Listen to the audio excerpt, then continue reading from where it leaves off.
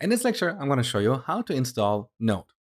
If you're on Windows, open up Command Prompt. If you're on Mac or Linux, open up the terminal. First, let's see if you already have Node on your machine or not. So run node space dash dash version. You can see on this machine, I'm running Node version 6.10.3. This is an earlier version of Node. The latest stable version is version 8. Now, on your machine, chances are you may not have Node or you might have an earlier version. Either way, I want you to install the latest version of Node. So open up your browser and head over to nodejs.org. On this homepage, you can see we have two versions for Node. One is the latest stable version, which is recommended for most users. At the time of recording this video, that's version 8.9.1. And there's always a newer version, which is experimental, and it might not be stable. So I want you to install the latest stable version. Also, take into account that in the future, when you're watching this video, chances are the latest stable version might be newer.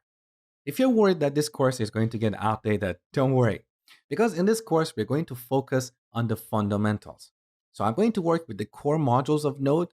These core modules are stable. They have been there for a long time. So the code that we're going to write in this course will continue to work with the future versions of Node. Once you master the fundamentals, you can always learn about the new features that come in every version by looking at the changelog. So let's not worry about the fancy new features in Node and focus on the fundamentals. So let's go ahead and install the latest stable version. You can see here I get a package. We run it. It's an installer. Take a look. Very simple. Just continue, continue, continue, install.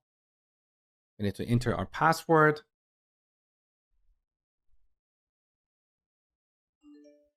And the installation is complete. It took only a few seconds. So now, back in the terminal, let's run node -- version one more time.